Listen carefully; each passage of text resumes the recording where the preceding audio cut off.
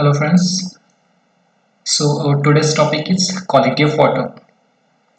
So in previous lecture we discussed about the various characteristics of water, basically the physical characteristics, chemical characteristics and biological characteristics, as well as we discuss about the various treatment methods which required for the purification of water. Okay. So basically, there are the various treatment methods, starting from the primary treatment methods, next secondary treatment methods, next tertiary treatment methods, and also the advanced water treatment methods. Okay, so that we're going to discuss in detail in next lecture. Okay, so before that, we're going to discuss about the quality of water. So, what do you mean by quality? So, if you consider the water, so what do you mean by quality water? So simply you can say the quality water or having the water quality, that is nothing but the purified water, or either simply you can say the water which is safe for the drinking purpose, which is pure and which is potable. That water you can say the quality of water or quality water. Okay, what do you understand by quality means? So quality of water, it is nothing but the water which is free from impurities, free from bacteria, free from the various other impurities, either you can say salts and other things. Okay, and that water which is safe and potable, or either it is pure water, that water is called as that term you can say the quality of water. So all you know that the quality of water to be consumed in the world is going to be reduced. Why it is? Due to the various problems. So what are the problems? That is what nothing but a disposal of the waste. So when you are going to dispose your sewage means what? Whatever that waste water which generated from your houses, that wastewater is called as sewage. So when that sewage you are going to dispose in water bodies, either it may river, either it may be lake, either it may be the ocean, that going to be changed in the quality of water, or that going to be reduced the quality of water. Okay, so that is one thing. When you are going to dispose your sewage household waste into the water bodies, that change the quality of water, and that make that water unsafe for the use. Either you can say that water, you can't use that water for the drinking purpose, you can't use for the water for that water for the domestic purpose, you can't use that water for the fisheries and other you can say the industrial purpose also. Okay, so that's why, due to disposal of sewage into the water bodies. Next, industrial effluent. So industrial effluent, it is nothing but the wastewater which generated from the industry. Suppose if you are going to dispose your industrial wastewater into water bodies, river, lake, ocean, stream. Okay, so similarly again, that going to change the quality of water, that is called as polluted water. Okay, and that water is unsafe for the use. Okay, so either you can say drinking purpose, either you can say domestic purpose, either you can say industrial purpose. Okay, so that is why, due to the disposal of industrial effluent into the water bodies. Okay, so that is what the quality. So if you are going to dispose sewage, if you are going to dispose the industrial effluent, or either if you are going to throw the solid waste into the water bodies, that change the quality of water, and that make that water unsafe for the domestic use and drinking purpose. Okay, so that is why the quality. Okay, so the quality of water is depends upon the dissolved matter and as well as the suspended matter. Okay, so that matter, either it may be the biotic or either it may be the non-biotic matter. Okay, so what happens when these biotic and abiotic matter are present in water bodies, that cause, or they that matter responsible for the waterborne diseases. Okay, so there are various number of waterborne diseases, all you know that. Okay, so that's why, due to the impure water or due to the improper quality of water, that make water unsafe for the domestic use, and that leads or responsible for many waterborne diseases. Okay, so that it is important to it is important to use safe water for the drinking purpose, or either you can say the potable and pure water for the drinking purpose. Okay, so in this environment one, we are going to check the water for the various characteristics. Either you can say physical characteristics, chemical characteristics, or biological characteristics.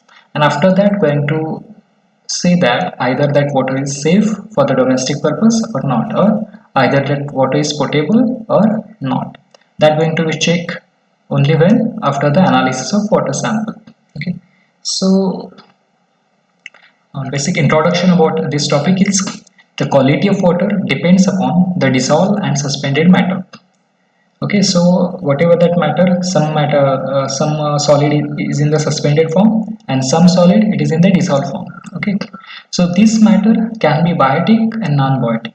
Okay, so either it may be the, you can say the bacteria, either you can say it may be viruses. Okay, so that matter, it may be biotic or it may be non-biotic. Next, it makes the water non-potable and unsafe for the consumption purpose. Okay, non-potable, that means not safe for the drinking purpose. Next, the industrial effluent and sewage makes water polluted. When you are going to dispose this industrial effluent and sewage into the water bodies, that pollute the water. Next, the polluted water is responsible for many waterborne diseases. Okay, like you can say cholera, or either you can say uh, dysentery. Okay, so various types of waterborne diseases, all you know that. Okay, so that is why, due to the consumption of impure quality of water, okay, or you can say the contaminant water, when you are going to drink, that leads various waterborne diseases. Come to the next point, that is sampling. So sampling, it is nothing but the collection of sample for the analysis purpose. Okay, so when you are going to analyze a water sample, then and then you can understand that water is either it is potable or either it is non-potable, or either you can say that water is safe for the drinking purpose or not. When you can understand after the analysis of water sample. So for the analysis of water sample, for the examination of water sample, you have to need, or it is need to collect the sample. Okay, so that process is called as sampling. So sampling, it is nothing but the collection of sample from the source for the analysis purpose. Okay. So basically, there are the various types of sampling. You can say the grab sampling, composite sampling. So basically, these two methods of sampling you can use for the collection of sample. Okay. So what is sampling? What is the need of sampling? To check the impurities of water. So what kind of impurities which are present in that water, that you can check by the sampling. Okay. Either you can say it is suspended solid, either you can say it is dissolved solid, either you can say it is bacteria. Okay, so which type of impurities which present in water, that you can understand after the analysis. So that needs sampling. So grab sampling and composite sampling. So grab sampling, it is nothing but the collection of sample from a single point, from a single source. So that means you can easily collect the sample at a single point and single source, that called as grab sampling. And composite sampling, it is what? It is nothing but the collection of sample from the different point of source. So in composite sampling, we are going to collect the sample from source is a single, but the different time of interval. That means you are going to collect the sample after 4 hours, after 8 hours, after 12 hours, after 16 hours, after 20 hours. Okay. So these sample we are going to mix together, and we are going to mix the homogeneous mix. Okay, so that indicate the average characteristics of that water. So that process is called as composite sampling. So this grab sampling and composite sampling, that also going to discuss in detail during the practical session. Okay, so next thing is water sample collected about 40 to 50 centimeter below the surface floor, so that what happen, you can avoid the impurities which floated over the surface floor. So it is need to collect the water sample below the surface level. Next, sample should be collected in glass bottle. Basically, there are various methods or various devices you can use for the collection of sample. You can use a polythene bottle, either you can use plastic bottle, either you can use glass bottle. But basically, for the various analysis purpose, you have to collect the sample in a glass bottle. Okay, so sample should be collected in a glass bottle, which mostly give the accurate result. Okay, so basically one of the bottle which is designed for the collection of sample, that is called as BOD bottle, or that is a glass jar BOD bottle. So that bottle you can use for the collection of sample. Okay, come to the next point, analysis. So what is analysis? Analysis, it is nothing but the examination of water sample. So what are the advantages of analysis of water sample? The first one is design of water treatment plant. Next, to check the routine operation of water treatment plants. Next, help to suggest the method for the water treatment and to judge the quality of drinking water. So after the analysis of water, you can understand what quality of water that is. Okay, and after that, or on that basis of result, you can design a water treatment plant. Okay. So when you get the result of that sample or that water sample after analysis, then and then according to that data, you have to design the water treatment plant. Okay. So the first advantage is that after that analysis data, you can design a water treatment plant. Next, to check the routine operation of water treatment plants. That means what? Whatever that working of that treatment plant is going to be properly or not. How to check? Due to analysis. After you analysis the water sample, then you can understand that operation of water treatment plant is properly doing. Okay. So next one is help to suggest the methods for the water treatment. Okay. So suppose you have to add some new water treatment, you have to you want to require some modifications, you want to change some um, old machines and new machines, so that whatever that, so that you can understand after the analysis. So whatever that modification you can suggest for that water treatment plant after the analysis result. And finally important is to check the quality of water. So whatever that water you are supplying for the drinking purpose, okay, so that water, either it is quality water or bad quality water, you can understand after the analysis. Okay, so that is what the various advantages of analysis of water sample. Come to next, what are the impurities in water? So there are various impurities which present in water. So what are that?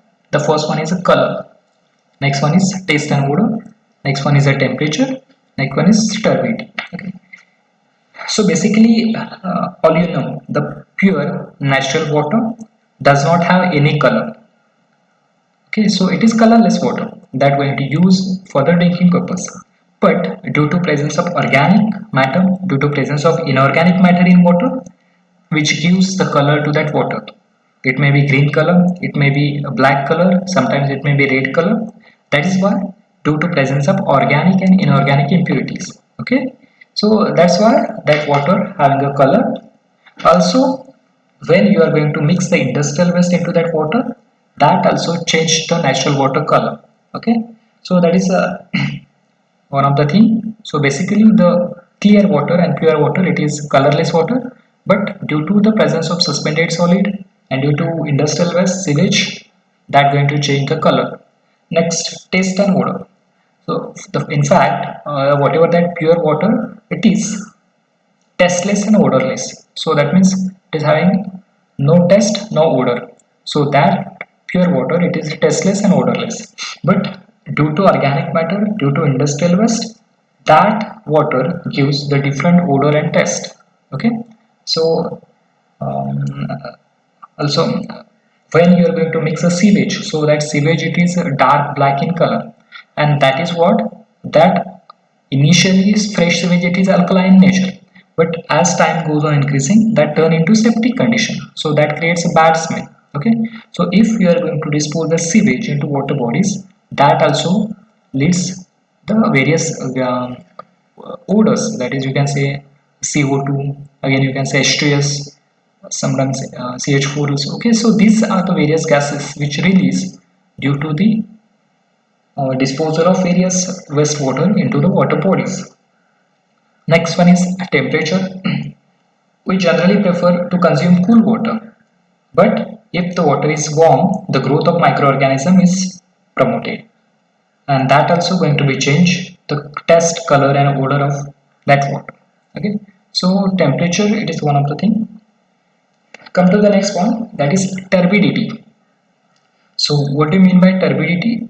So turbidity, it is nothing but the presence of the suspended solid. Okay, so suspended solid in the form, you can say the mud, clay algae, microorganism. Okay, so this all makes water turbid.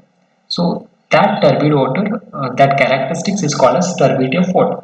Okay, so this is why due to presence of suspended solid. Okay, just you can consider the rainwater. So that rainwater when mixed with the soil, that change the color. So colorless is going to be changed, it is a red color. That's why due to presence of mud, due to presence of clay, due to presence of skin, that going to change the color. Okay, so that turbid color or that turbid water is called as turbidity, or that characteristics is called as turbidity. Okay. So this turbidity can be measured by using nephelometric turbidity unit. It is a one device, the device you can use to measure the turbidity of water. Okay. So what is that called as? Nephelometric turbidity unit. That is the unit, that is a device which is used to measure the turbidity of water. And the unit of measurement of turbidity is NTU. Okay, what is that? Capital NTU, nephelometric turbidity unit, and the device is called as nephalometer. Okay, so on that base you can measure the turbidity of water sample. So basically, the whatever water which is used for the drinking purpose should have the turbidity between 0 to 5 NTU. That means we are not going to accept the water having turbidity more than 5 NTU. So that means we are going to accept up to 0 to 5 NTU. That is, that 0 to 5, it is the standard, that is recommended standard by Indian government. Okay, so that means you can accept the turbidity water up to 0 to 5 NTU. So after 6, 7, 10 NTU, whatever that consumer approach is going to be changed. Okay, so that is all about the physical parameters and physical characteristics of water.